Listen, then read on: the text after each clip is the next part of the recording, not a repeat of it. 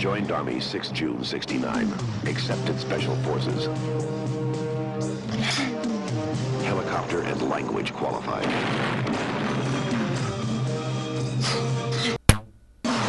Expert in light weapons and guerrilla warfare.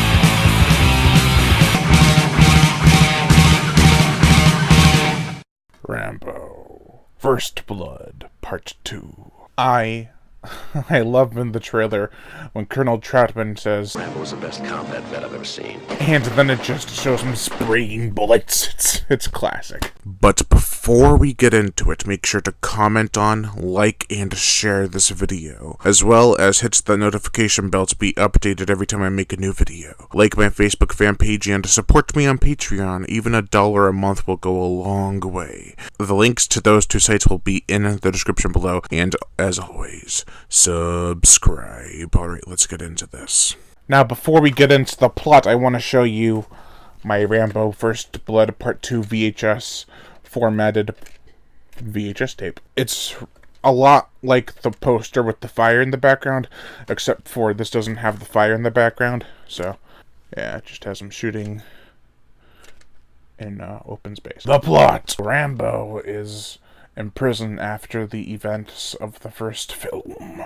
And, Colonel Troutman has been trying to get him out for about 2 years, and eventually he succeeds. That's because some corporate type needs photographs of possible POWs in a Vietnam camp, but just photographs. So, of course, Rambo goes in and starts laying waste to every bamboo gorilla he sees. I think they're called bamboo gorillas, I'm not sure. That could be a racist term, but I don't know for sure. So you can't say I'm racist.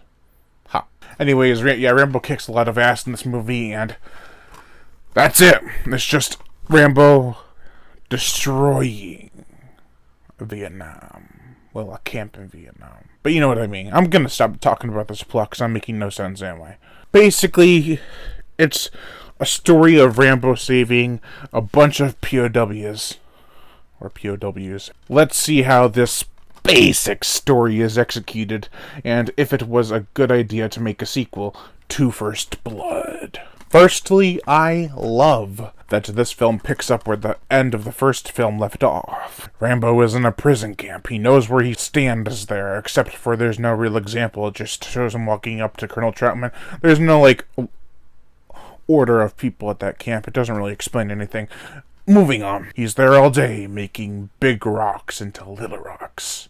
Much like Samuel L. Jackson said in Django Unchained. This film is ultimately more kick-butt than the first one, with more explosions, action, and, well, just explosive action. Where it kind of falls apart, though, is the story. Like I said, Rambo wasn't sent into Vietnam to kill baddies, or anything for that matter. He was sent there to take pictures. Photographs? Just photographs. See how they're doing, catch up and all. However, the reasoning behind sending a guy who's the best at what he does, which is killing, is flimsy and cliché, to say the least. Sure, it'd make some people look good, but what were they thinking in sending in a guy who's known for killing? He's obviously gonna shoot people with weapons and not a camera.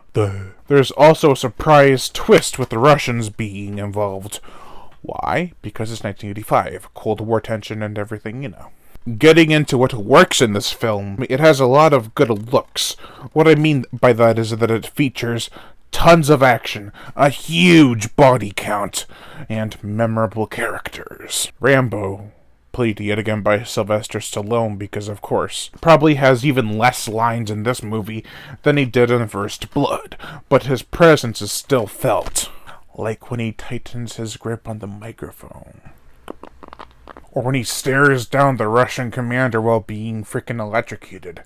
He is rather imposing. However, he does come across as indestructible. That's another thing. Rambo doesn't seem as war-struck as he did in the first, with the PTSD angle pretty much dropped. Stallone is now able to do what his character probably did in the Vietnam War. You know, kill baddies.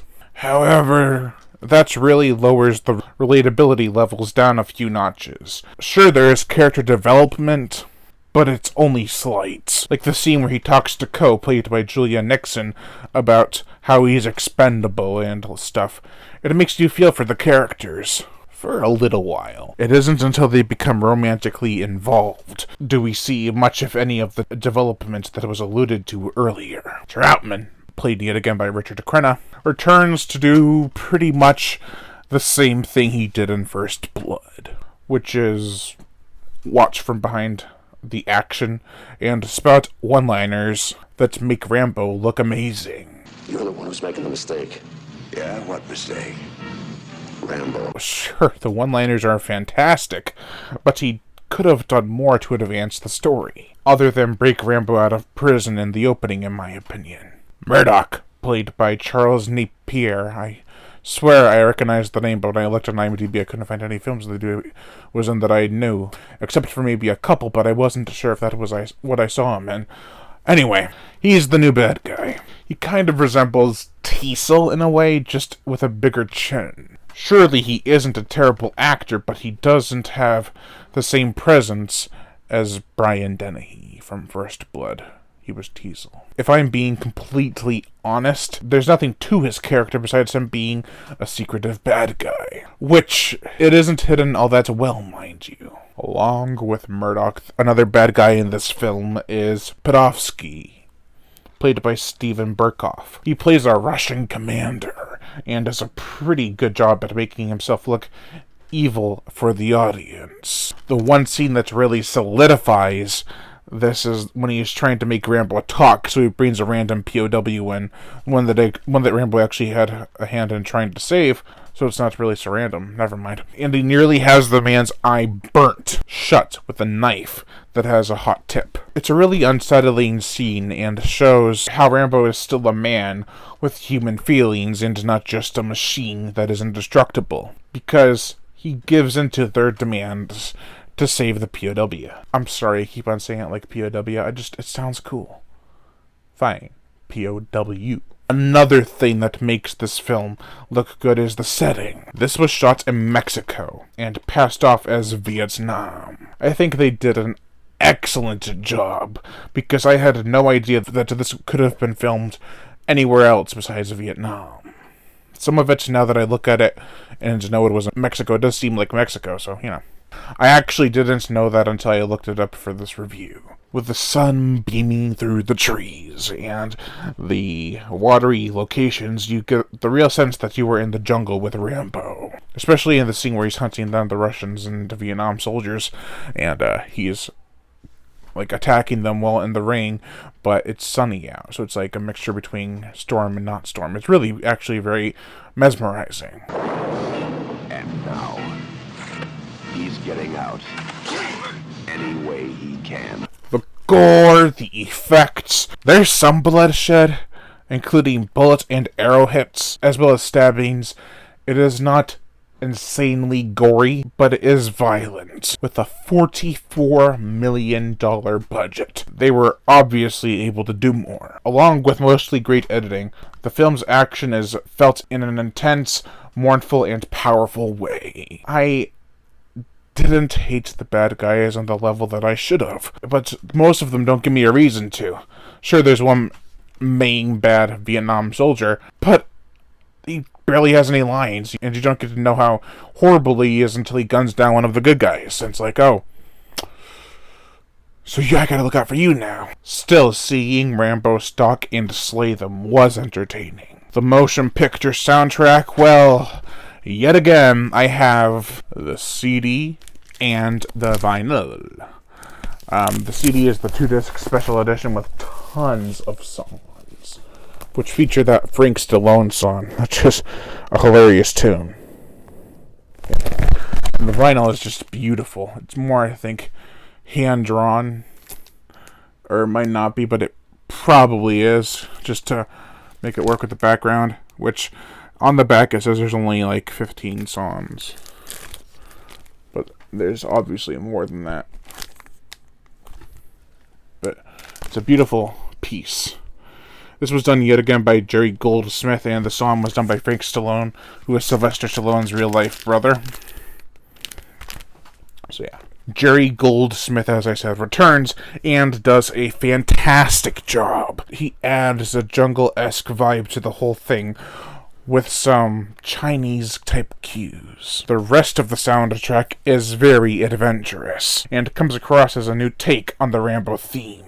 The song by Sly's brother, Frank, is rather humorous, but it is catchy enough. This, I have to say, isn't a great sequel to First Blood, but as an action movie it is awesome. Where First Blood was more of a somber tale of PTSD and police brutality, this is an all-American story, taking place in Vietnam, of course. The one that encapsulates the 1980s action cliches and thrives in them, while creating some new ones that were ripped off in other later movies.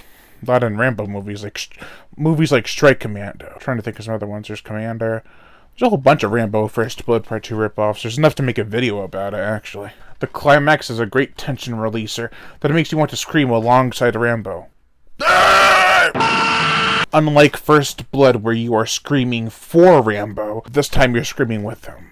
If you want violent action, memorable one-liners, and a fantastic musical score, then this one is for you. Just don't expect the emotional weight that the first movie carried. Overall, I give Rambo First Blood Part 2 a 3 out of 5. Thank you all for watching, and Lion Brian Gatto, the horror show host.